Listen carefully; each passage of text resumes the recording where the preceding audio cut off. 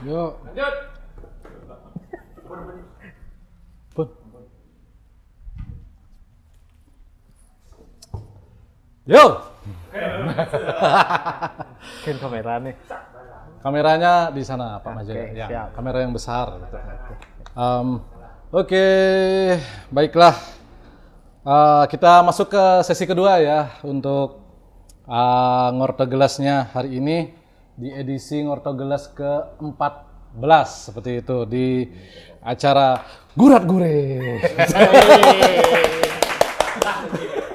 Gurat Gure 2024. Ya, tema kali ini tentang arsip ya, milpil arsip gitu ya. Karena ini juga berkaitan dengan satu dekade dari Gurat Institute di Komunitas Budaya Gurat Indonesia seperti itu. Jadi dari tahun lalu sebenarnya ini sudah dirancang bahwa Gurat Gurit 2024 ini temanya adalah tentang arsip gitu. Nah, jadi makanya yang tadi ada Abdi Janu dengan pengembangan arsip ya dalam fotografi. Dan untuk kali ini yang Ngortogelas ke-14 ini itu temanya tentang lontar di Bali dan fenomena pengarsipan. Nah, ini sudah ada kawan saya, karib saya, saudara seperjuangan, tapi sebenarnya yang berjuang di bahasa Bali, sastra Bali itu Pak Maja ya, dengan kawan-kawan itu Iwayan Suarmaja ya namanya, yang kerap dipanggil Pak Maja gitu. Pak Depak. Maja. Depak. Mas Dua. Mas tua aja. Oke. Maja ya. Ya. Nah, Maja ini yang kita kenal itu belakangan getol sekali memperjuangkan bahasa Bali gitu ya. Apalagi yang di media sosial yang waktu ini itu heroik sekali sebenarnya itu. Memperjuangkan teman-teman di penyuluh bahasa Bali gitu. Dan Pak Maja juga sebagai koordinator provinsi ya, dari penyuluh bahasa Bali gitu, yang mengkoordinir teman-teman di dalam bagaimana kawan-kawan di penyuluh bahasa Bali itu melakukan tugasnya gitu. Ada berbagai tugas, salah satunya tentang lontar gitu ya. Serem jan ya. Nah, di sini sih lebih banyak bercerita bagaimana sih fenomena lontar-lontar yang ada di Bali, kemudian bagaimana masyarakat, umumnya kan masyarakat ya yang mengarsipkan, yang lebih banyak mengarsipkan, walaupun ada museum seperti Gedung Kertil, Perpustakaan Gedung Kertil, kemudian Pusdok, dan ada juga di Dukuh Penaban, Museum Lontar gitu kan, cuman yang lebih banyaknya sebenarnya kan banyak ada di masyarakat gitu. Dan nah itu sih fenomena-fenomena pengarsipan masyarakat itu seperti apa, dan dari Maja sendiri pengalamannya bagaimana di dalam pengarsipan lontar-lontar yang ada di Bali, terutama di masyarakat baik dari perawatan dan sebagainya. Ya, itu sebagai pembuka. Silahkan. Oke. Maja. Ya, terima kasih beli Dewa nih. Ya. Diberikan kesempatan Ngortogelas, ya nak Ngortogelas biasanya serius beli. Ya serius, Ngortogelas tuh orang ya bisik-bisik tapi serius ini gitu. Ya saya cerita pengalaman beli ya. Pengalaman kami di penyuluh bahasa Bali untuk bidang arsip naskah lontar. Sebenarnya sampai saat ini dari tahun 2016 sampai 2023 itu terdata 41.698 judul yang telah kami data dengan teman-teman sebali yang tersebar di 8 kabupaten dan 1 kota. Jadi di awal kami turun ke masyarakat dibilang tukang sensus, Bro. Iya. Ini nanya lontar, sensus lontar itu kan pandangan masyarakat saat itu. Lontar itu kan tenget dan lain sebagainya pada di masyarakat. Nah, ketika kami turun, ini mau ngapain? Anda ini mahasiswa, tukang sensus, atau dalam tanda kutip ya, berkedok penyelamatan tetapi nanti mau diambil. Sehingga tantangannya saat itu cukup berat. masyarakat belum terbuka seperti saat ini. Nah, ketika melaksanakan perawatan dan pendataan naskah itu, masyarakat, ini mau diapain milik saya?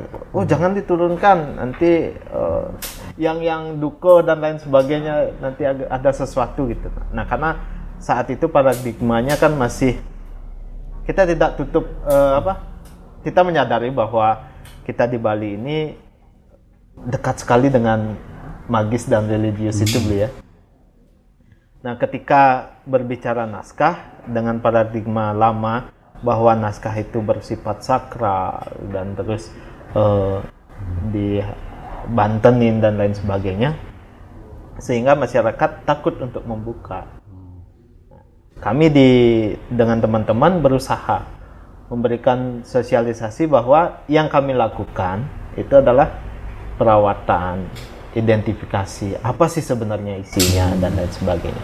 Dan itu pun kami tidak mengambil. Tidak mengambil milik masyarakat, kami kerjakan di masyarakat, di rumahnya langsung, dan hasilnya kami serahkan ke masyarakat, apapun. Nah, ketika itu diawali, memang susah. Tetapi kami buktikan bahwa kami kerjakan di masyarakat dan kami tidak mengambil dan tidak membawa keluar dari pekarangan masyarakat naskah yang mereka menjadi koleksinya. Nah, kejadian demi kejadian baru dimulai saat itu. Ketika dibuka, naskah sudah rusak dan lain sebagainya. Terus ada sekian puluh tahun nggak pernah dibuka. Nah, sehingga ketika dibuka, naskahnya sudah rusak. Seandainya pun bisa kami identifikasi, tetapi pengetahuan yang tertulis di dalamnya tidak utuh. Jadi perlu usaha lagi ketika dengan jenis dan judul naskah yang sama untuk mengetahui apa sih sebenarnya yang tertulis di dalam naskah itu, dengan membandingkan dengan naskah yang dengan judul yang sama, gitu. Sehingga masyarakat dari tahun ke tahun mulai terbuka akhirnya. Oh, ternyata ada. Nah, sampai saat ini teman-teman di Penyuluh ada waiting listnya sekarang untuk mengerjakan perawatan naskah gitu. Nah, memang sampai saat ini pun masih ada paradigma bahwa naskah itu tidak boleh dibaca. Naskah itu sakral, nanti bisa gila dan lain sebagainya. Nah, kan benar kan? Coba kita cross check di masyarakat. Pasti ada beberapa masih paradigmanya seperti itu. Padahal kalau kita ketahui ya, yang teman-teman yang sudah kuliah dan belajar dan lain sebagainya, para leluhur orang tua kita pun dulu memberikan informasi bahwa semua yang tertulis boleh dibaca, tetapi dengan etika gitu. Anik cenda dibaca, anik sing gitu. Sananin artinya kalau rahasia kita buka semuanya kan bukan rahasia lagi gitu. Nah, itu harus kita sebagai pembaca ya harus pintar-pintar memilah gitu. Nah, terkadang ada juga fenomena kejadian di masyarakat. Ketika kami turun di masyarakat, baru kami bilang, oh ini jenisnya adalah kewisesaan, pengiwo gitu. Udah panik mereka bahwa, oh jelek nih jangan gini. Nah, itu paradigma itu kami masih temukan di masyarakat, sehingga ada sampai sebelum kami akhirnya mencoba memberikan penjelasan sosialisasi, koleksi mereka itu dibakar, karena mungkin leluhurnya dulu pengusaha atau Balian istilahnya, kan koleksinya beragam, ada pengiwa, ada dan lain sebagainya, kewisesan, sehingga ketika yang sekarang keturunannya tidak melanjutkan jejak leluhurnya itu, mereka takut, oh nanti gini, dan akhirnya dibakar. Nah, kami terlambat datang ke sana. Oh, membakar tiang itu kan orang pengiwo nih kan. Nah, itu padahal kan kita perlu sosialisasikan lagi. Apa sih itu pengiwo dan lain sebagainya. Ya, tapi memang stereotip lontar di masyarakat tuh lebih banyak sebenarnya, kan pengalaman juga aja dengan Majo tuh ya. Iya.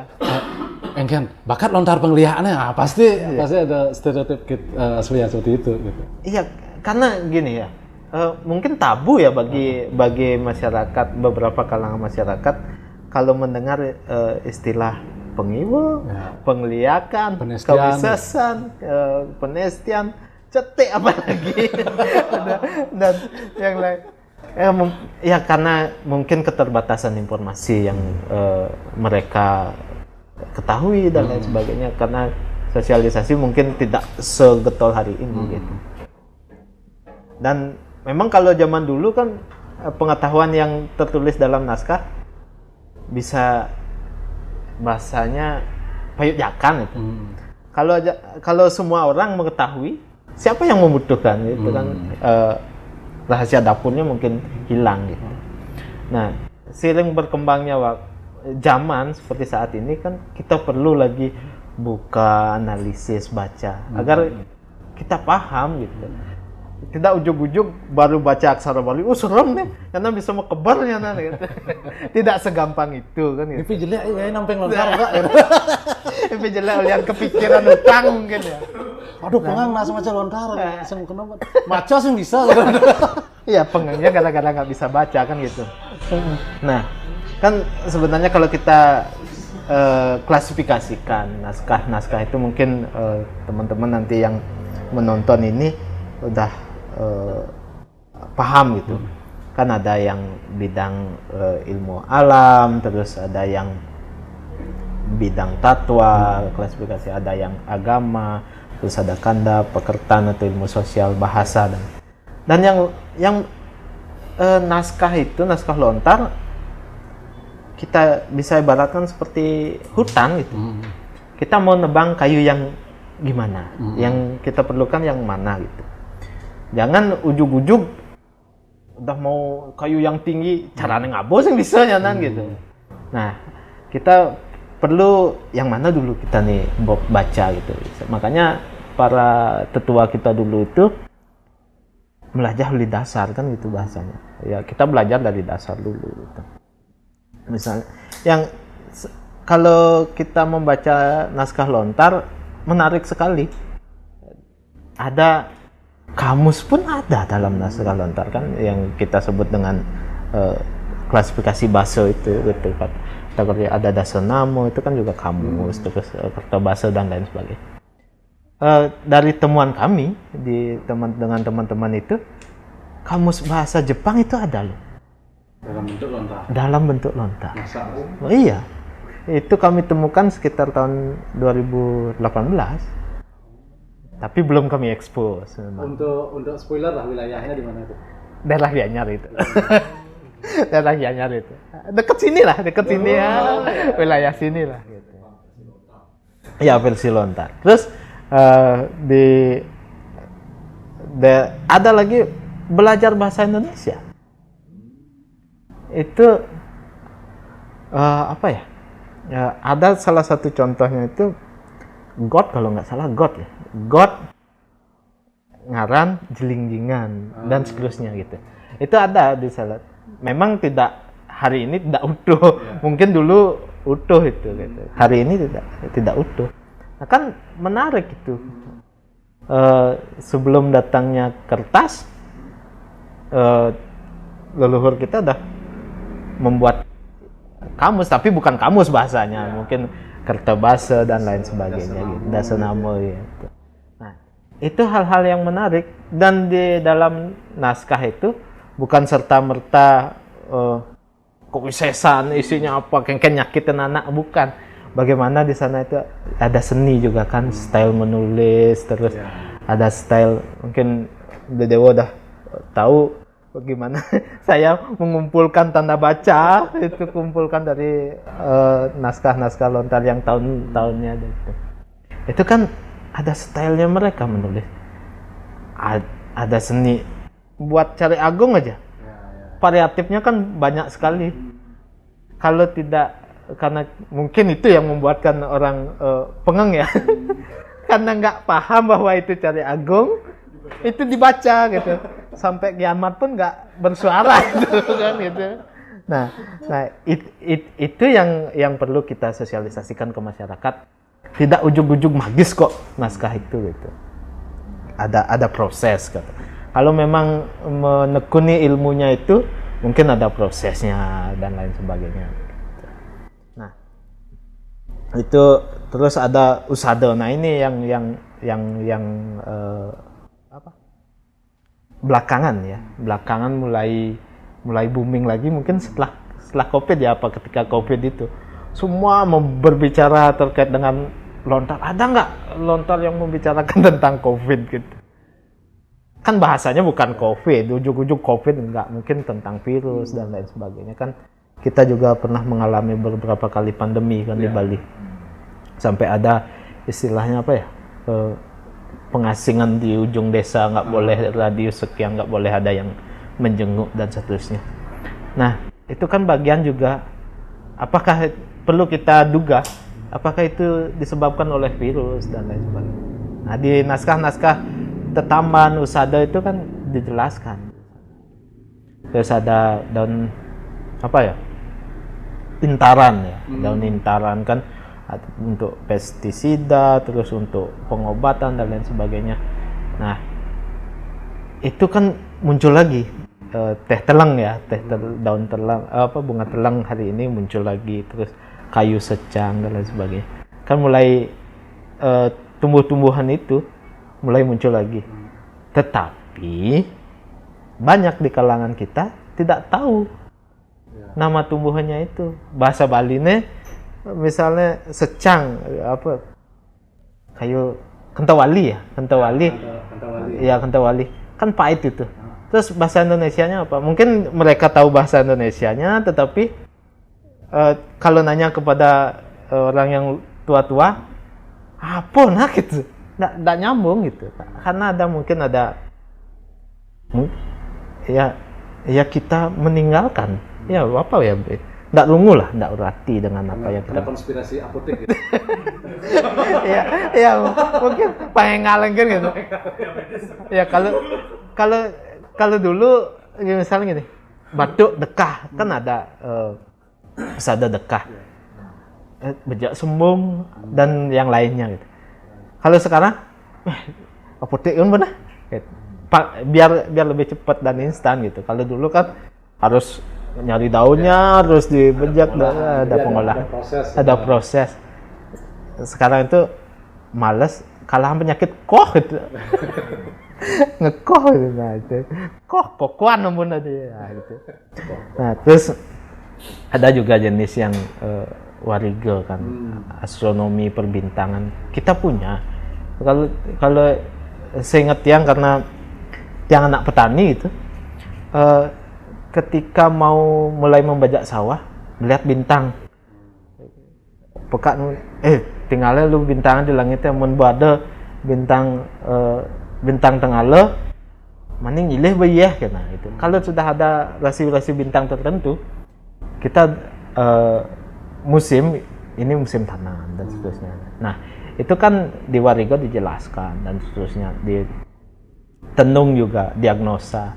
Kalau ciri-ciri orang seperti ini, seperti apa wataknya, terus sakitnya apa dan seterusnya. Kalau dia datang dengan kondisi tubuh misalnya matanya merah, ujung lidahnya putih dan seterusnya, itu kira-kira sakit apa gitu.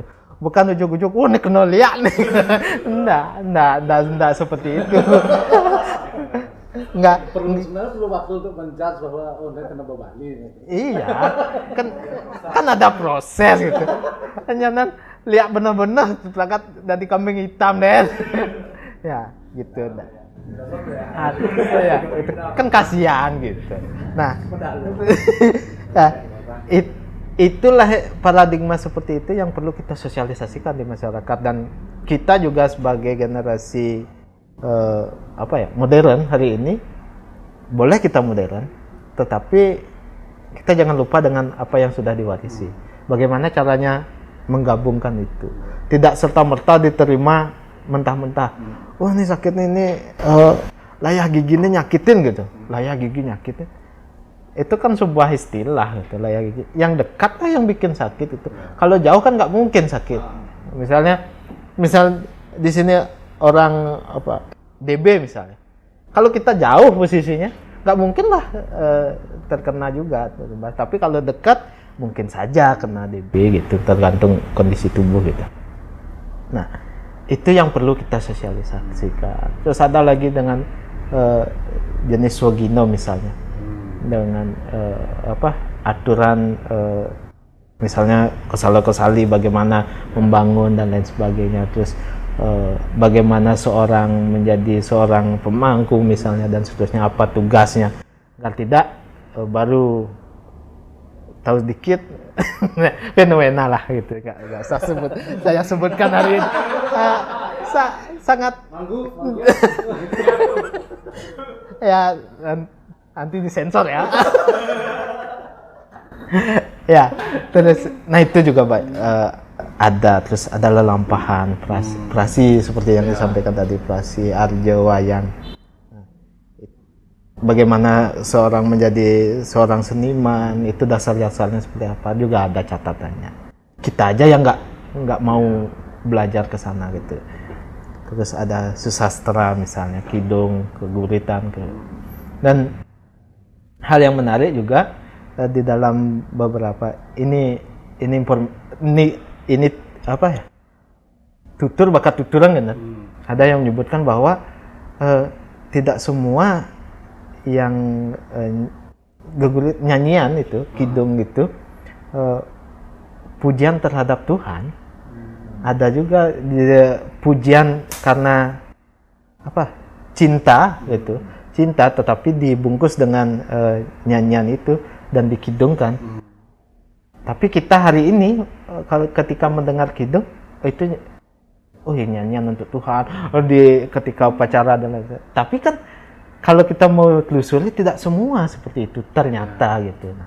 Nah, saya juga baru tahu gitu. Ini baru tahu dan ini sedang ya baca-baca lebih lah gitu. Nah, itu di penggolongan naskah-naskah lontar dengan berbagai jenisnya. Terus bagaimana pandangan di masyarakat sampai saat ini seperti yang saya sampaikan tadi, tenget dan buat gila. Itu masih ada paradigma itu. Pernah nggak gini, Maja, ada pengalaman kerauhan atau gimana di dunia lontar gitu?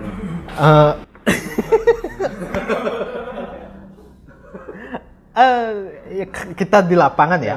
Kita di lapangan bertemu orang dengan berbagai karakter, terus ada. Saya sendiri mengalami gitu. Nggak tahu apakah itu sugesti. Kalau kita kan nggak boleh campah gitu, nggak boleh ketika saya dengan teman-teman naskah nih, ada naskah milik salah satu keluarga dan hampir 60 tahun tidak pernah dibuka dan kebetulan juga pemiliknya adalah seorang pengayah gitu. Nah ketika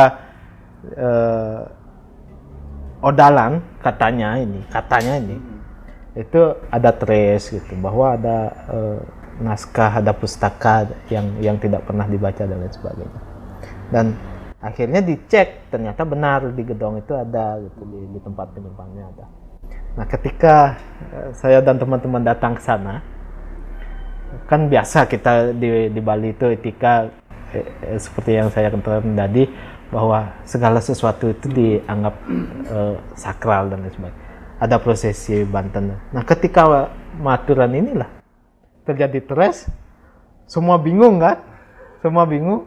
Nah, yang memberanikan diri karena kita juga nggak paham gitu. Ya sudah, tak kasih, udah nggak, meskipun tedun hari ini tidak ada yang nata istilahnya menerjemahkan dan menerima itu. Saya juga nggak ngerti ini tentang kenapa gitu. Sudah cukup tak gituin gitu. Nah akhirnya yang terjadi pelan akhirnya sadar sendiri gitu. Nah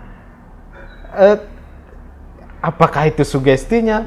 Daripada teriak-teriak di sana kan lebih baik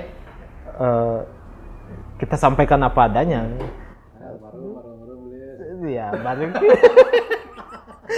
Dan akhirnya ya mulai ini di keluarga besar gitu, keluarga besar dan ditonton banyak orang, dilihat banyak orang. Akhirnya nggak tahu mereka sadar sendiri gitu, sadarlah ketika sudah gitu dan berjalan. Nah di sanalah yang saya temukan tadi itu sampaikan ada yang menarik di dalam naskah itu ya, salah satunya Kamus Bahasa Indonesia itu. Sana ditemukan, ya nggak usah sebut di mana tempatnya lah. Gitu. Nah itu, mencoba untuk didekati, ini menarik. Terus dari kacamata kami gitu, ini menarik untuk kita telusuri lebih lanjut. Ternyata sudah ada di tahun itu, sudah ada penulisan tentang kamus itu. Dan ada yang fenomena lagi yang menarik itu ketika kami datang dengan beberapa teman saja gitu. Nggak tahu bahwa kita disuruh identifikasi naskah itu salah satu pura keluarga gitu. Ternyata banyak nih orangnya. Kita nggak siap apa gitu. Karena teman yang tolong dong baca lontar di tempat gue. Oh nah, santai kan kita datang sana. Terus nggak bawa, tak kirain di rumah gitu. Pakaian adat nggak bawa, terus pakaian biasa. Ternyata itu di pura gitu. Di pura dan semuanya sudah terpeti nih duduk gitu. Nah, kita nggak bawa pakaian adat gitu. Terpaksa nyilih gitu ya, minjam. Akhirnya ketika sampai di pura, kita tuh di atas duduk ya. Ya di piasan. Terus ya pengempuannya semua tuh keluarga di bawah. Keluar keringat dingin lah. Ini apa nih? Takutnya itu kan ya kalau yang mereka ekspektasikan, harapkan itu sesuai dengan yang mereka harapkan. Tetapi kalau isi naskah yang kita baca itu tidak sesuai dengan yang mereka harapkan, kan takutnya menjadi masalah di kemudian hari. Dan setelah diprosesi dan lain sebagainya, ternyata benar bahwa yang kami baca itu bukan tentang apa yang mereka harapkan. Itu adalah catatan hutang. Iya, catatan hutang bahwa leluhurnya atas nama si A pernah kalah metajen.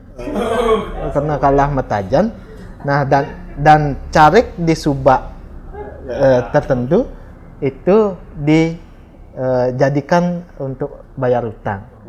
Keturunannya tidak boleh lagi meminta carik itu. Nah, itu catatannya.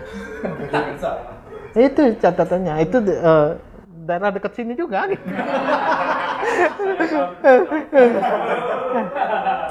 Itu. Nah, itulah yang terjadi ternyata. Oh, itu ya isinya selama ini. Dan itu kondisinya serius sekali. Ada kotak, terus dibungkus dengan kain dan lain sebagainya. Ya, itulah. Nah, setelah itu fenomena yang kita alami loh gitu. Yang itu terjadi, yang pertama mungkin karena ketidaktahuan, itu yang pertama. Yang kedua, ini kan seperti yang saya katakan tadi, dan budaya membaca kita kurang. Nggak mau membaca. Gitu. Di samping udah nggak bisa baca, terus nggak mau belajar lagi gitu. Nah itulah yang kondisi kita hadapi hari ini dengan naskah koleksi kita. Nah, terus ada juga sebuah koleksi koleksinya itu, Pak, yang lah lontar. Kalau yang pedangnya geratak plotok kan Pak gitu. Ada, nah itu ada katanya naskah satu nggak boleh dibaca gitu. Kalau saya dengan teman-teman beli Dewa tahu kan, ya agak kalau ada yang seperti itu bukan campah ya. Kita kan boleh percaya, tetapi logika tetap jalan kan. Apakah benar seperti itu? Dan itu yang terjadi, itu yang terjadi. itu yang terjadi. Itu yang terjadi ketika dibuka itu kotaknya itu ternyata memang naskah yang menjadi koleksinya itu memang sudah habis dimakan tikus semua gitu. Nah itu yang kotak kotor. Nah, kita harus fair ya, harus fair di masyarakat. Yang baik kita bilang baik, yang kejadian yang seperti itu kita juga harus sampaikan gitu. Oh ya, sempat juga ada beberapa foto nih, yang dengan kawan-kawan di Bahasa Bali itu yang sampai bawa pengayaan tepung gitu untuk tepung lontar itu kan sampai hancur remah ya. Gitu. Ya itu salah satu di Dan Bukit ya, kejadian di Dan Bukit.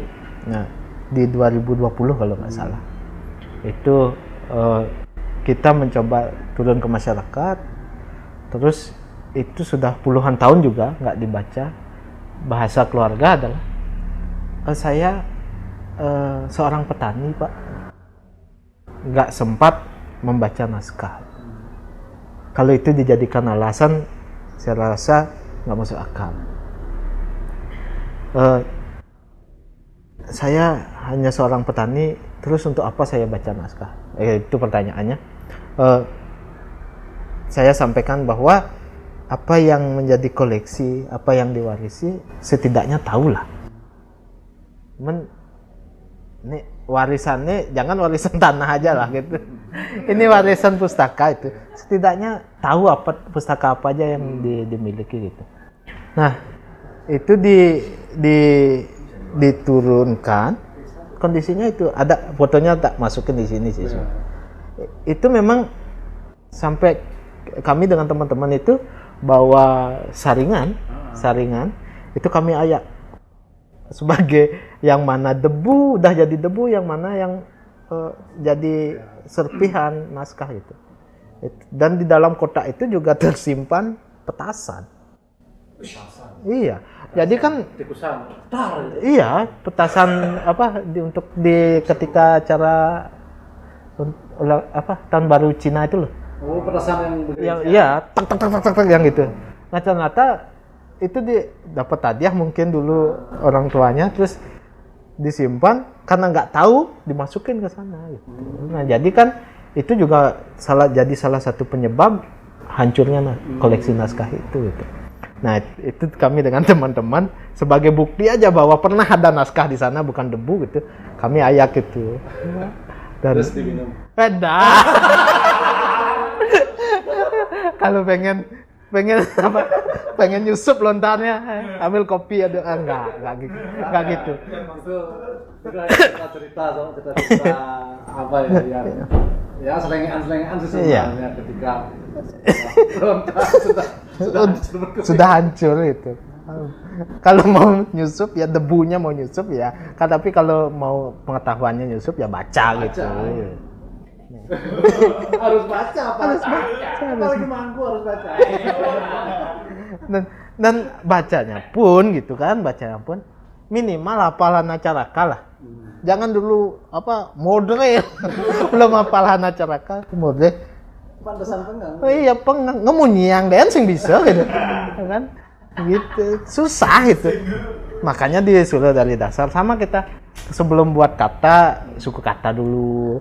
Sebelum buat suku kata ya minimal bisa tahu huruf lah, aksara dulu gitu.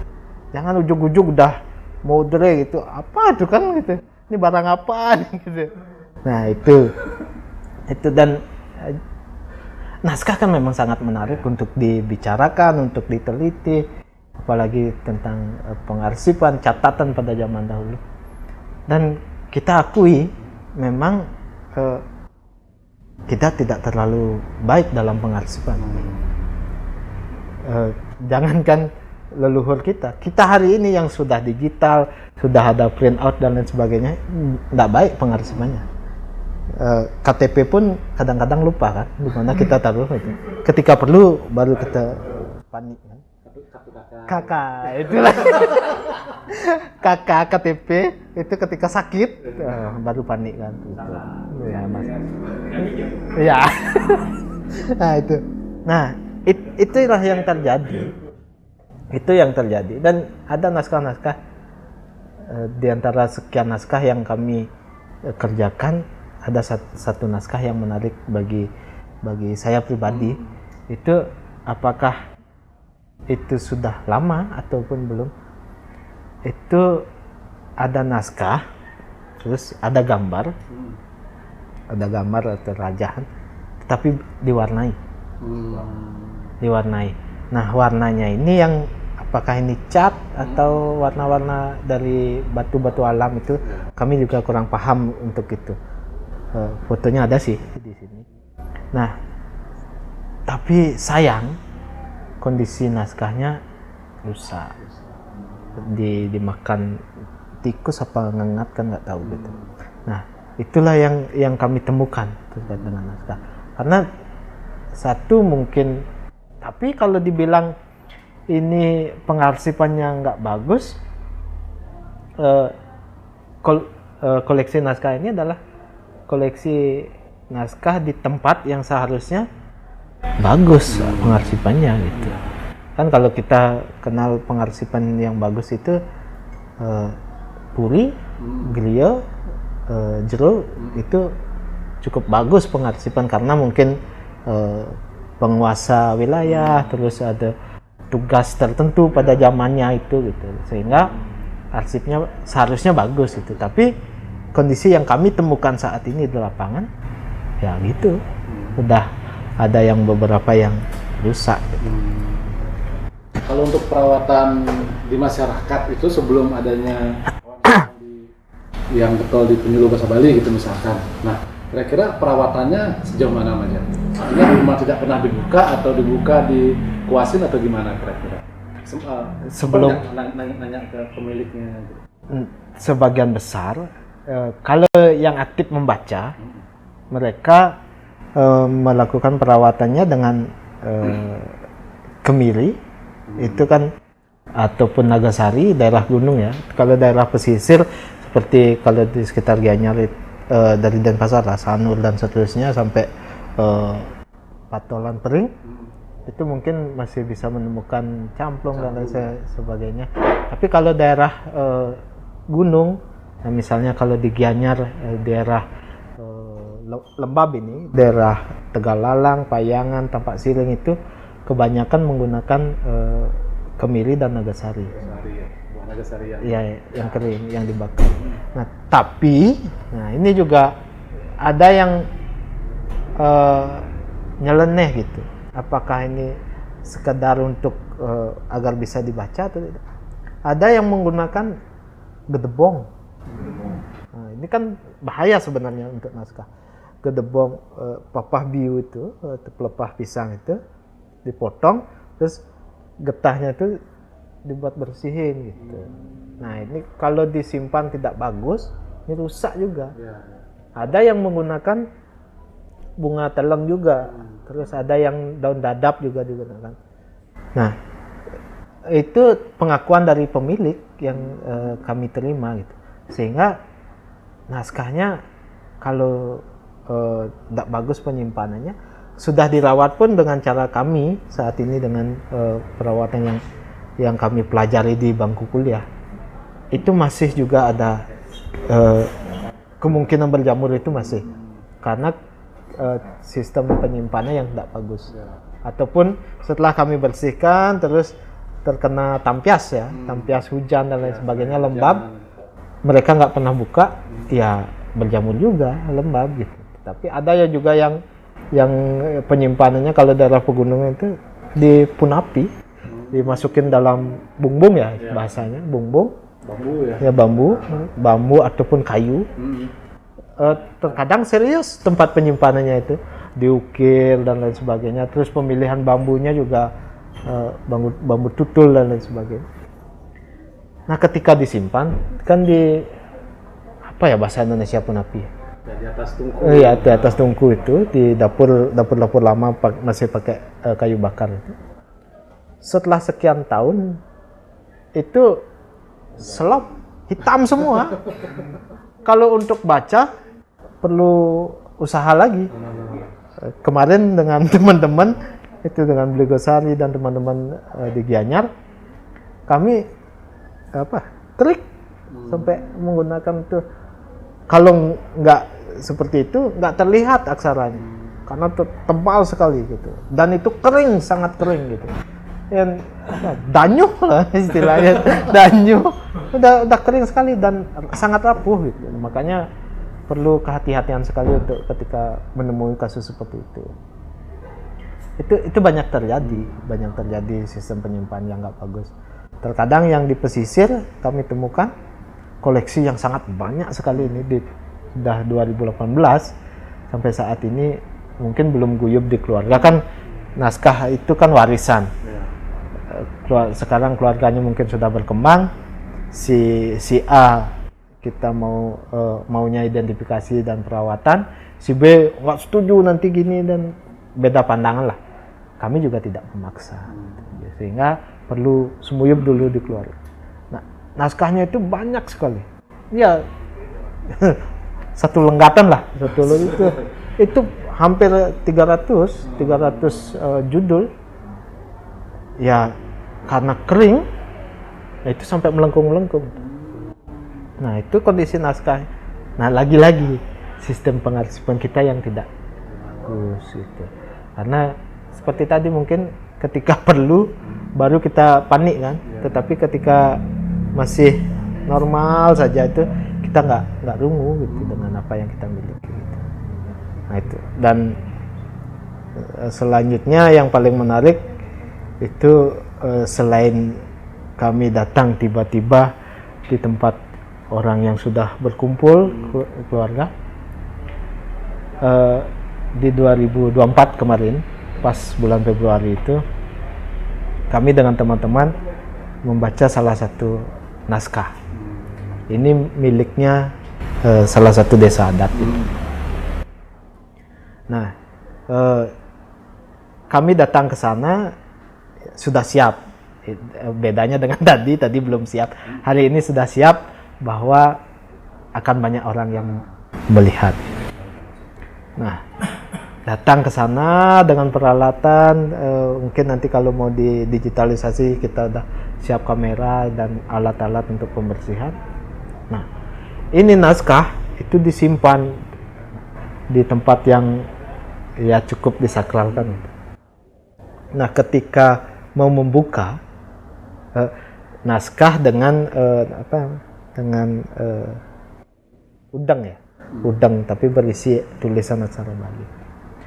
Ketika mau dibuka harus ada pemangku dan sebagian, terus itu pakai gong kayak gong, terus penyamlai. Ini fotonya ada kok. Sebelum melontar penyamlaian. Iya. Terus melinggih di perut terus. Nah setelah itu kalau naskahnya masih terbaca. Nah ini yang satu ini penyimpanannya mungkin terlalu rapat dan pengarsipannya maunya baik tetapi hasilnya tidak baik gitu. Nah dibungkus pakai kain polen dan sebagainya. Nah ternyata ketika dibuka hancur itu semua, bolong semua, terus aksaranya hanya beberapa aja bisa terbaca.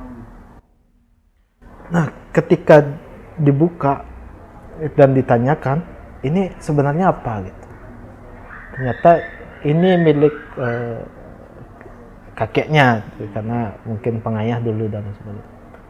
Nah ini untuk apa gitu? Katanya digunakan untuk untuk ngayah-ngayah musolah dan lain sebagainya, nari lah gitu.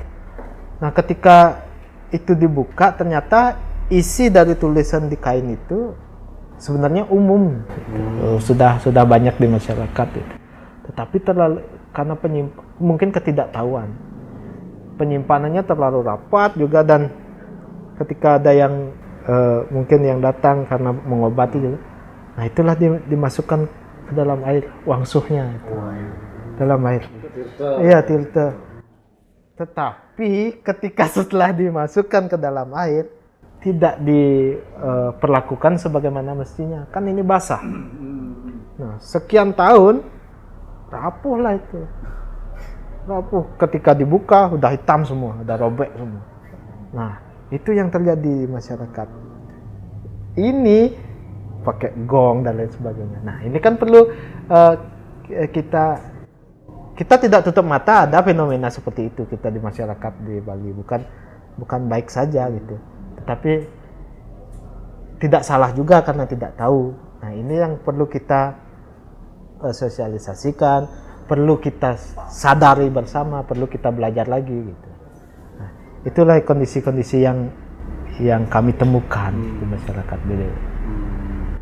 Kalau cerita tentang hal unik di masyarakat sampai pagi nih. Nah, kalau setelah masuknya kawan-kawan atau teman-teman penyuluh ke masyarakat, itu kan kemudian ada teknik ya, teknik pembersihan gitu ya, dan kayaknya selalu disarankan bagaimana tata cara penyimpanan. Nah, kalau standar itu dapatnya dari mana aja? Standar pembersihan, kemudian teknik penyimpanan dan sebagainya. Nah, sementara sampai saat ini kami berpedoman kepada standar operasional biasa dibilang itu. Apa yang kami dapatkan di bangku kuliah. Nah, minimal standar minimalnya yang pertama kita bersihkan dari debunya dulu. Ya, pakai kuas dan lain sebagainya, dan ingat pakai masker gitu kan. Pakai masker kalau alergi debu, tapi kalau udah kebal sama debu silahkan lah gitu. Nah, terus kan alergi debu juga banyak. Terus kalau memang sudah bersih dan lain sebagainya, kita urutkan dulu. Nah, biar tidak kita bersihkan terus kita kuasi sudah bersih terus dikumpulkan begitu saja, kan nggak bagus juga, nggak bisa dibaca juga gitu karena ceritanya nggak nyambung gitu. Nah, kita urutkan sesuai dengan halamannya, sesuai dengan isi ceritanya, isi pengetahuan yang di dalam naskah itu. Nah, ini yang perlu ketika mengurutkan itu minimal pernah baca.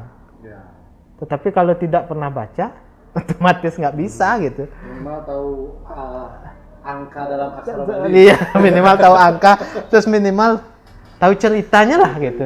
Pernah makanya perlu profesional kan di sana. Tetapi kalau mengurutkan tidak tahu ceritanya, hanya dari segi fisik misalnya, oh panjangnya sama, terus lubangnya udah sama, itu kan belum tentu juga. Kita harus urutkan. Ya kalau di dalam koleksi itu hanya satu aja yang ukurannya segitu. Tapi kalau banyak judul dengan ukuran segitu yang sama kan susah juga.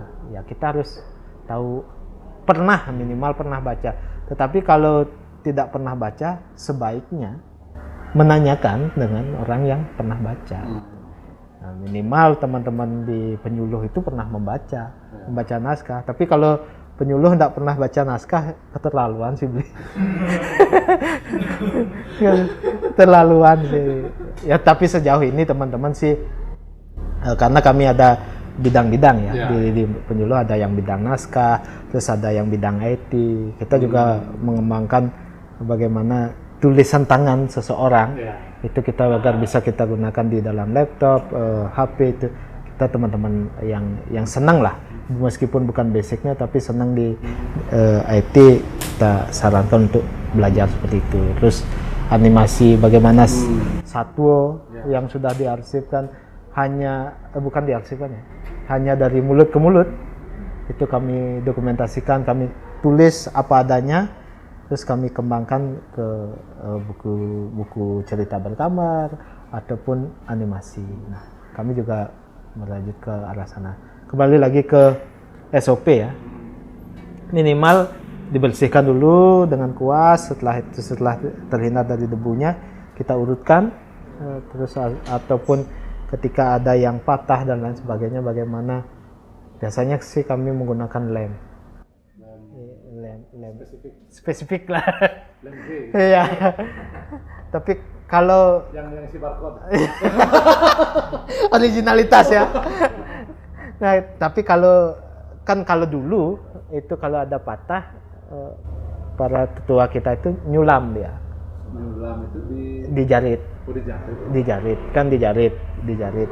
Terus ada juga teknik orang tua itu mengganti lembaran naskah yang patah itu disalin lagi dengan naskah, terus ditaruh di sana. Jadi halaman yang sama dua di sana, label yang asli satu, yang kopian satu. Terus yang ketika yang asli itu patahannya hilang, itu masih ada tuh. Ada juga yang seperti itu. Ada yang juga dijarit yang tadi. Ada juga yang ditempel. Ini sangat menarik. Kan patah nih, rusak. Terus ditempel dengan naskah baru. Nah, terus ujungnya itu yang halaman A misalnya, sebagian ditulis pada lembaran itu, terus halaman B-nya full ditulis ulang gitu. Nah, sehingga menggunakan yang lama dengan kopian yang baru gitu. Nah, itu juga usaha dari tetua kita untuk menyelamatkan dulu. Kali juga lainnya dijepret juga. Itu pandal. Dia pakai kacip. Ya, kalau kacip kan baru-baru inilah ada. Kalau dulu enggak sih. Kan baru-baru ini ada itu. Ya kasus yang seperti itu Beli Dewa tahu lah. Kita pernah jumpa itu. Nah, itu kondisinya. Itu kembali lagi karena tidak tahu. Kita tidak bisa menyalahkan. Niat dia baik untuk mengamankan patahannya itu. Tetapi caranya yang keliru karena tidak tahu gitu. Nah, itu ya sampai saat ini kami dengan teman-teman di Penyuluh terus mensosialisasikan itu gitu. Terus setelah dibersihkan, terus kalau kurang hitam misalnya agar terbaca, kita gunakan tadi camplung dan lain sebagainya. Setelah itu baru kita bersihkan kalau memang ada, pakai ekstrak serai citronella oil itu gitu. Nah, itu kita gunakan ya agar memperpanjang usianya. Kembali lagi, penyimpanan juga harus baik. Tapi kalau tidak baik, dibersihkan dengan minyak, setelah masih basah kita bungkus dan lain sebagainya taruh, rusak juga gitu.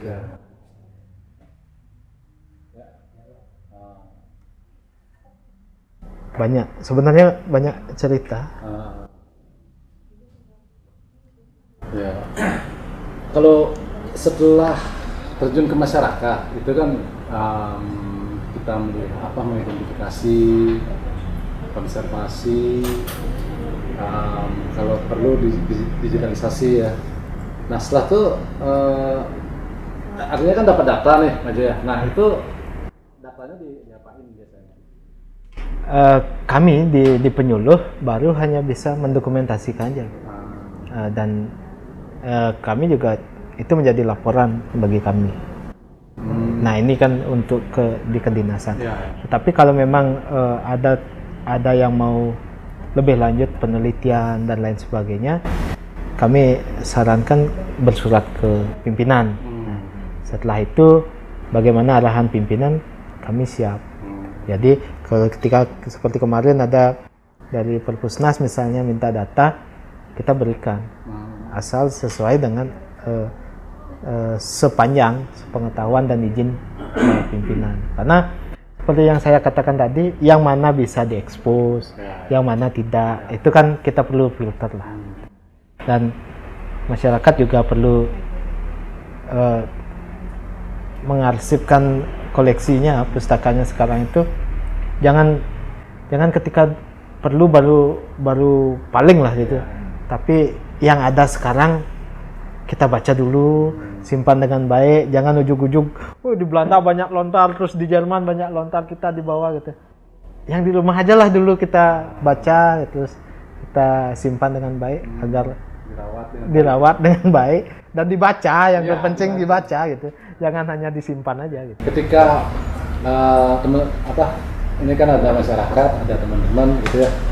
Ada teman-teman di Penyuluh ya, Penyuluh Bahasa Bali. Nah, kira-kira secara prosedural itu apakah masyarakat yang melaporkan atau dari Penyuluh terjun ke masyarakat atau gimana prosesnya? Kalau saat ini memang dari masyarakat yang terkadang memang melapor ke penyuluh langsung, terus sama seperti hari ini, siapapun yang mendapatkan informasi nanti kita informasikan kepada penyuluh yang bertugas di sana, atau masyarakat yang kontak pimpinan langsung, terkadang seperti itu. Dan tidak jarang juga, misalnya gini, masyarakat kenal si A ataupun penyuluh si A. Nah, ada penyuluh di tempat itu, mereka nggak mau gitu. Ya karena kembali lagi kepercayaan itu yang pertama. Yang kedua, itu kan milik keluarga, sereknya dengan siapa itu. Kita tidak bisa memaksa untuk agar penyuluh yang di sana ngambil itu, mengarahkan masyarakat, enggak. Kita sudah informasikan, tetapi kalau masyarakat memang tidak mau, ya kita nggak bisa memaksa itu. Silahkan masyarakat siapa yang dirasa nyaman, Nyaman untuk mengerjakan itu. Mengerjakan itu. Nah, itu yang terjadi memang di lapangan. Terkadang memang si A penyuluh di Badung misalnya, terus ada naskah di Karangasem misalnya. Meskipun ada di Karangasem penyuluh, nggak mau pemilik ini untuk teman-teman di Karangasem, kita nggak bisa memaksa. Tetapi teman-teman yang dari Badung, ya mereka datang secara pribadinya, bukan kelembagaannya. Ya, jadi memang meskipun tetap melekat, tetapi kita harus bisa membedakan itu gitu. Oke, pertanyaan terakhir nih untuk terkait dengan pengarsipan gitu. Antara peti kayu, kemudian juga sempat saya temukan ditemukan itu peti besi, kemudian atau rak kaca atau box istilahnya kontainer plastik sekarang. Yang mana sih yang ada di kartung ya? Ya, ada juga di besek ya. Nah, yang mana sih yang baik gitu? Yang bukan bagus gitu. Iya. Sekarang tergantung wilayahnya, lingkungannya. Misalnya kalau peti kayu, sebenarnya peti kayu itu kalau yang pernah Tiang baca itu suhunya lebih stabil ketimbang yang lainnya. Kalau dari besi itu mungkin kan ada krosi dan lain sebagainya. Terus kalau plastik juga air yang di dalam itu susah menguap gitu. Terkadang mereka beruap air sendiri gitu. Nah, itu yang plastik. Terus kaca juga sama seperti itu. Sebenarnya dari dulu kan memang menggunakan keropak dia. Makanya disebut keropak. Dan karena dari segi suhu, temperatur di dalam keropak itu cenderung lebih stabil. Jadi kondisi naskah aman. Tetapi kalau kembali lagi sistem penyimpanan arsipnya, ini kan fenomenanya, itu nggak sembarangan, nggak bagus, rusak juga. Apapun digunakan rusak juga gitu. Jadi kan kita pernah temukan itu dengan keropak yang sedemikian bagusnya, terus ruangan juga bagus, tetapi bukan karena cuaca yang menyebabkan, tetapi ngengat kan. Nah, binatang karena tidak pernah dibuka. Makanya satu-satunya arsip itu agar terjaga, dibaca, dibuka, dan dirawat gitu. Jadi nggak bisa hanya disimpan aja, karena ini namanya benda kan termakan usia. Gitu. Jadi perlu dirawat, disimpan dengan baik, dan dibaca. Sehingga ketika membaca ada mungkin nempel sesuatu dan lain sebagainya yang bisa menyebabkan kerusakan, kita bisa bersihkan secara langsung. Itu sih beliau sarannya. Nah, jadi sebelum diakhiri, kira-kira closing statement nih aja terkait dengan lontar. Ya, lontar, pengarsipan, masyarakat, dan kehadiran kawan-kawan penyuluh. Untuk lontar ya. Untuk lontar kan salah satu arsip penting bagi kita. Sangat penting. Dan kebudayaan kita dan histori jejak leluhur bisa dilihat dari sana, apa tugas dan sesana ya. So, leluhur terdahulu itu terlihat dari koleksinya. Nah, itu agar diarsipkan dengan baik, disimpan dengan baik, terus dibaca. Jangan disimpan aja. dibaca. Tidak bisa membaca, belajar, kan? Tetapi tidak ada kata terlambat untuk belajar. Ya. Kan belajar sepanjang masa. Tidak bisa 10, minimal 3 bisa lah. Nah, gitu. Kita sama-sama belajar. Kami meskipun penyuluh, bukan awataranya kalau ya. Tidak tahu semuanya, tapi kita tetap sama-sama belajar gitu. Ya, yang kedua, cara simpan. Cara simpan ya harus representatif lah. Minimal tidak terkena air, air hujan terutama, dan juga tidak terkena matahari langsung atau sinar. Dijemur lontar gitu. Kalau dijemur kan ada keriput nanti dan lain sebagainya. Dan jangan diwangsuh lontar itu, Pak. Seandainya pun karena ada kepercayaan dan lain sebagainya diwangsuh, setelah diwangsuh jangan langsung disimpan begitu saja, dikeringkanlah dulu, diangin-anginkan dan lain sebagainya, agar benar-benar cukup keringnya, baru disimpan agar memperpanjang. Selanjutnya untuk itu untuk lontar dan pengarsipan, arsip apapun, terkadang arsip kitir pajak terutama ini kan ada yang pipil, ada yang lontar, ada yang kertas. Karena saya waktu geruduk Gunung Agung 2000 berapa ya, 18 ya, itu sempat dengan tim kita itu menyelamatkan arsip karena itu jalur lahar pemilik itu, dan dibawa ke Denpasar. Kita menyelamatkan arsip, ternyata sudah dicari bertahun-tahun tidak ketemu, sehingga ketika kita kumpulkan arsip itu, kita cek ada 1932 kalau nggak salah itu tentang pembayaran pajak, ternyata ada itu, dan inilah yang digunakan untuk melanjutkan membuat surat dan lain sebagainya untuk di modern ini gitu. Itu kan sangat penting. Selembar loh, satu lembar ini pengaruhnya cukup besar, apalagi pipil pajak, terus catatan utang terpenting itu. Catatan utang itu sangat penting. Nah, kalau pengarsipan itu bagus, sekecil apapun, suatu saat pasti berguna. Nah, mulailah kita sekarang sama-sama gitu, sama-sama saling mengingatkan. Paling kecil itu fotokopi KTP lah, itu arsip dengan baik gitu. Itu untuk pengarsipan. Dan untuk masyarakat, jangan takut lagi dengan lontar. Lontar tidak membuat gila, tetapi pemahaman yang membuat gila. Pemahaman yang salah itu, yang keliru ya. Nah, kita sama-sama belajar, kita harus yang sudah paham mau memberitahu, jangan pelit. Kalau katanya ilmu nggak boleh pelit ya. Kalau pelit duag didian belum ada nih. Ya. Nah, seperti itu, jadi kita sama-sama belajar. Jadi jangan takut pada lontar, kita simpan dengan baik, baca dengan baik, agar suatu saat berguna untuk kita semua. Itu aja beliau. Ya, terkait dengan itu, jangan sampai kita kehilangan catatan leluhur. Itu. Kemudian dari catatan leluhur itu, pengarsipan leluhur berupa lontar itu juga kan tersimpan ilmu pengetahuan ya. Nah, kasihan kan ternyata yang lebih pintar itu tikus kemudian menjadi lebih pintar daripada manusia rayap, itu jadi lebih pintar. Ya.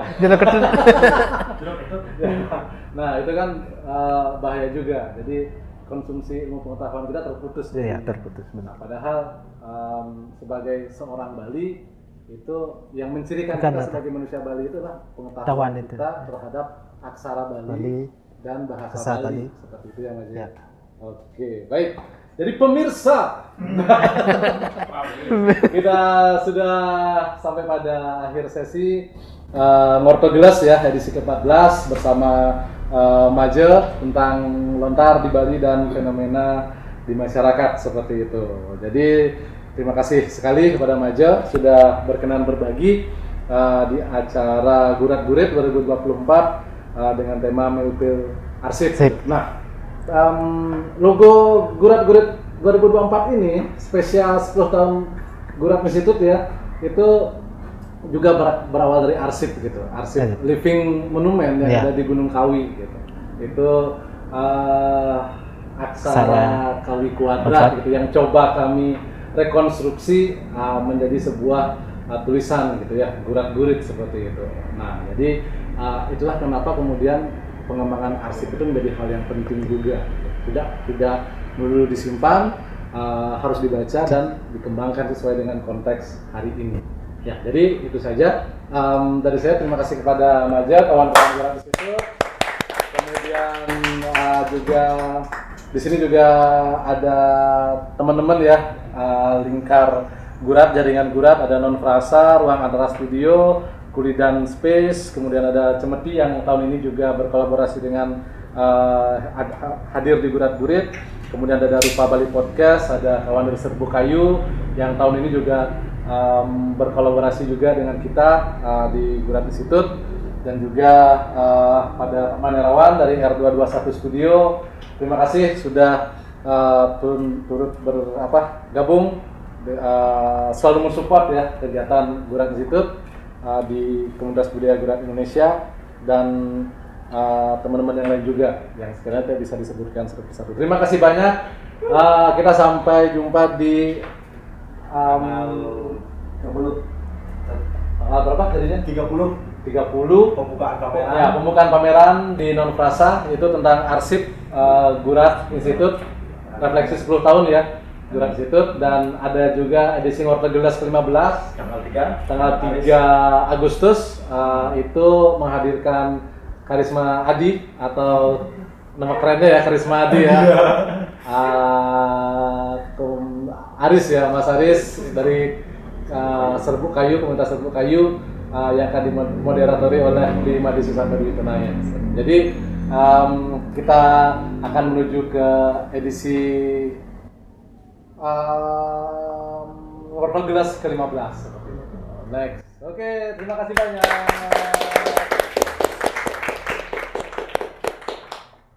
Kenapa juga ketut